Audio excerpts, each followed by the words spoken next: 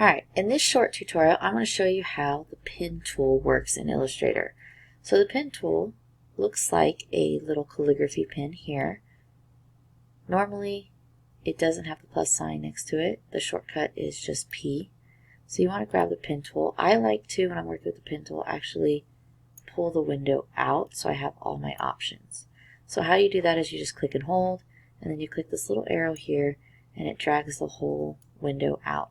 So now you have all four tools ready to go very easily. So how the pen tool works is this allows you to create shapes completely custom, and also allows you to trace shapes. So using the pen tool, you can simply click to create lines with sharp angles. Now you have to check your color settings. So right now I have a white fill and no outline. So I'm going to reset that back to default, which is a white fill and a black outline. So as you can see, I have just sharp angles. Now if I drag the shape out, you'll see that it has a white fill. Now you may have noticed that when I was creating my shape, I came back to my starting point, and when you hover over that starting anchor point, it turns into the pen tool with a little circle next to it. That means you're closing the point. So that's how you create custom shapes with sharp angles. Now if you want to make curves, it's actually pretty simple. You click while still holding the mouse down, you drag out, and you'll notice these little arms appear, and this allows you to create curves. So click and hold, and you just keep dragging out, and these little arms appear. Now normally the arms will actually move. I'm going to go back to my selection tool so you can see. If you use your direct selection tool, you can actually select on the points, these anchor points. The square ones are called anchor points, and then these little round ones are the handles. So you can actually, by using your direct selection tool, which is the white arrow, move anchor points around. Just make sure you click on it. Illustrator's pretty picky about it. And then you can also adjust your handles. Now you can pull one handle out longer, or you can move them around to change the angle of your curve.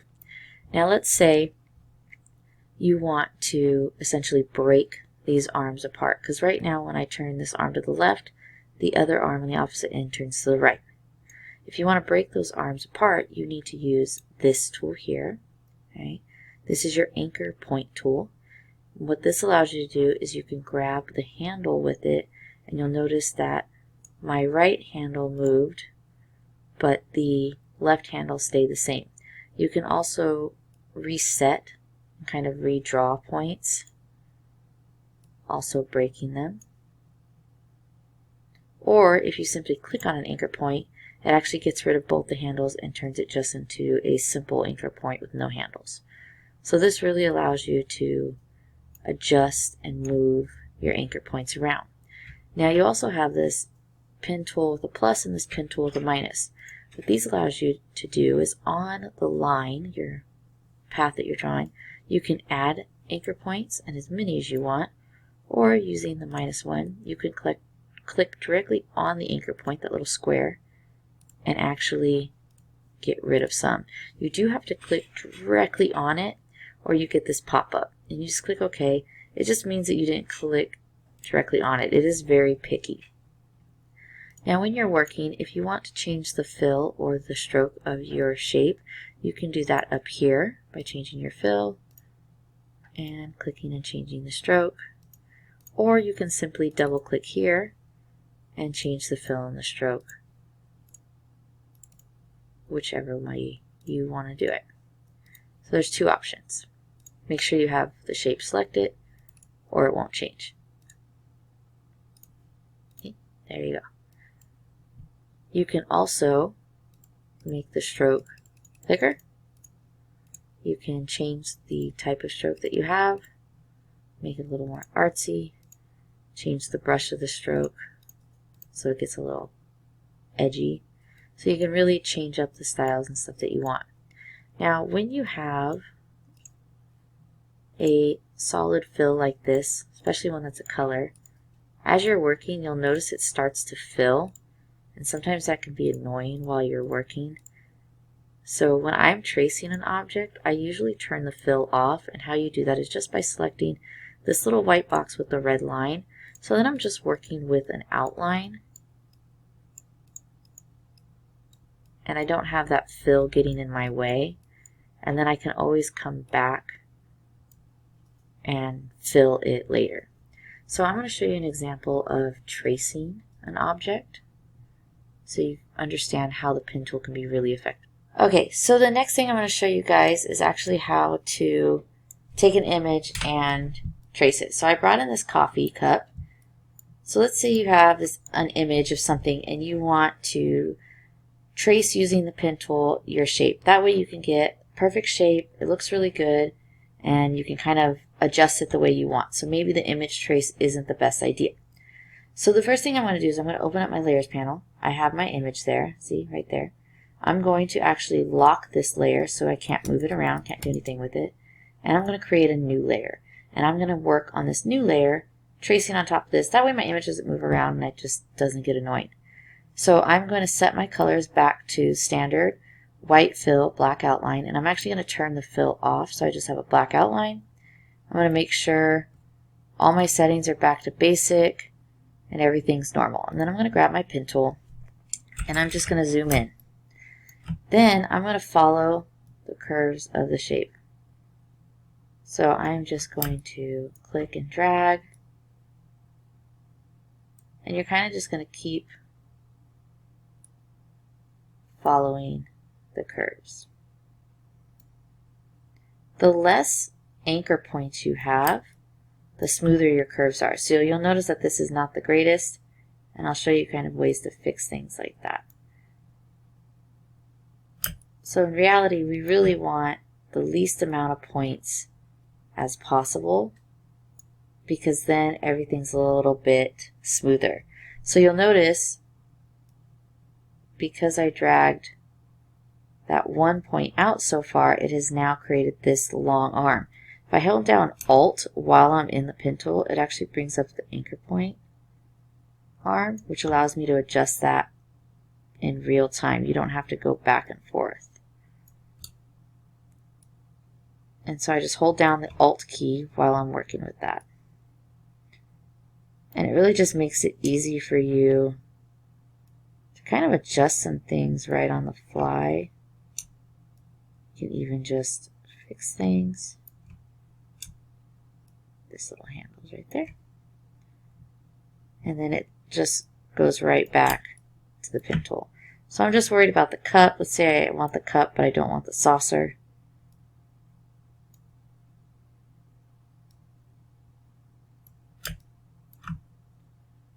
So you're just going to outline this. And I'm just doing this really quick. Once you finish and you complete the shape, the pen tool automatically comes off.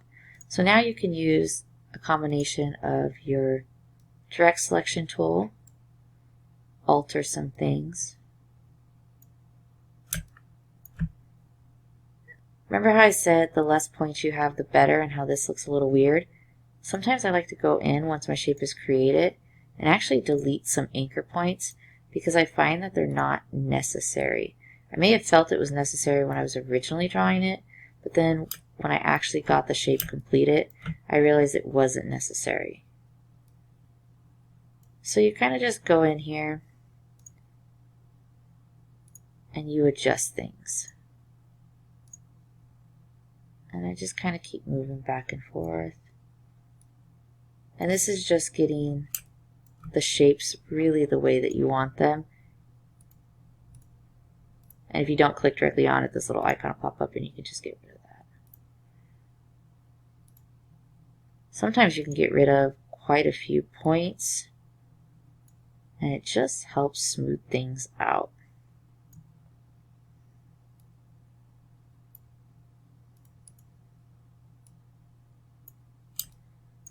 So now let's say you have, I'm going to stop right here for right now. So let's say you have your coffee cup all drawn up the way you want it. You want the inside of this handle, so you're going to grab the pen tool really quick. I'm going to pause this while I finish this and I'll come back. Okay, so I actually finished tracing the inside of the handle. And now I'm going to show you what you could do once you're done tracing your object.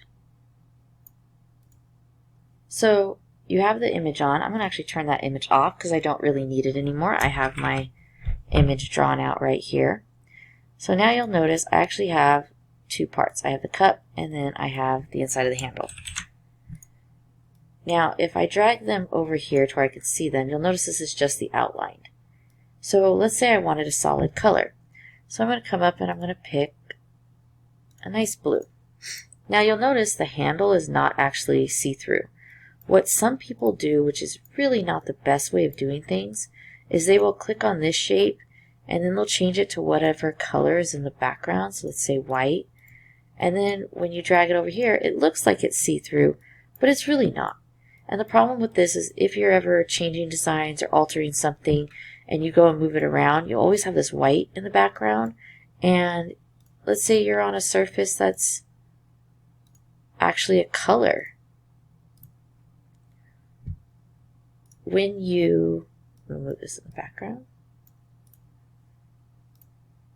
when you place your coffee cup over that, you can clearly tell that that is not see-through. So what you actually want to do it the correct way where the handle is actually see-through is you're going to select both the handle shape, hold down shift, and the coffee cup. You want both things selected. Don't select that background. And you're going to right click and go to create compound path. Once you create that, it is now one object with a hole cut in it. This is really nice, and this is the best way that you could possibly do it, because any surface or background you put this on, you're going to be able to see through it. You can still edit these points. Nothing's really changed about them. So you can still come in here, click on your anchor points, and edit all of the handles. It just makes it a little quicker and easier. So I can select this, I can turn off the outline, I can change the coffee cup to any color I want, and it just really quickly does it. So it's really nice. And if at any time you realize like, oh man, I need that shape back, I shouldn't have made the hole, all you have to do is right click and go down to release compound path, and the shape is back. So it's really easy to undo that. So this is the best way to actually use the pen tool and actually cut out shapes. And you can do this with multiple shapes. So let's say I release this, and I don't know why, but let's say I want to put a circle in the center of the coffee cup and cut it out. You can grab multiple shapes, right click, and make a compound path, and it'll put a hole in both of them. So hopefully this is really a helpful tutorial for you with the pen. So just a real quick recap on the pen tool and how it works. When you click with the pen, sorry, I had the coffee cup still selected. When you just simply click using the mouse, you create these sharp angles. When you click and drag, still holding the mouse key down, you create these arms which allow you to make curves. While you're working, if you press and hold down the Alt key, you can break the arms or readjust them. And then as soon as you release the Alt key, the pen tool goes back to where it was. To complete a path, you go to the end where you start it and you select it. If you're doing a path that you don't want it to come to an end or loop back on itself, you just push enter and then there's your line. So if you're just creating lines, you can click and drag, make your turns, and then just press enter when you're done. And then you'll have your lines. All of your tools are up here to adjust them.